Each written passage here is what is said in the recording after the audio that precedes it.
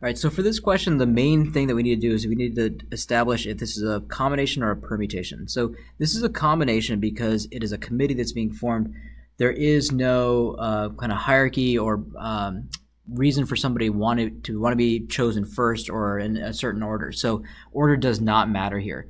What does matter is that you have 3 sophomores that are chosen to be on this thing out of the students that are available. So in this case, there's 8 students. So in this case, we want to have a group where we have 3 sophomores, okay, and we have 2 faculty. Now, the 2 faculty doesn't really do much for us, and we'll see why in a second, but we're going to include it because that is part of the group. And then we have, since it's a probability, it's desired, so that's what's desired up top there over the total that we could have here, which is that there are just 3 students in general, 3 students, and 2 faculty.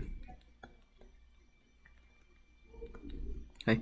Now, if we're talking about these in terms of a combination, to get 3 sophomores, well, there's a total of 3 sophomores to choose from. So this is a situation where we have a combination and there's 3, and we're choosing 3 to get the sophomores. So that guarantees that all 3 people are chosen are from the sophomores.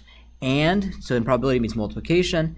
And for faculty, we have it's also a combination, but we have 5 faculty to choose from, and we're choosing 2 of those. So 5, choose 2. Okay. Down in the bottom, now this is, remember, it's probability is desired outcomes over a total possible. So the total possible, we're talking about students, is that it's still a combination, but there are 8 students that we could have chosen, and we're choosing 3 of those. Now we were restricted to just the sophomores, so that's why the top is 3.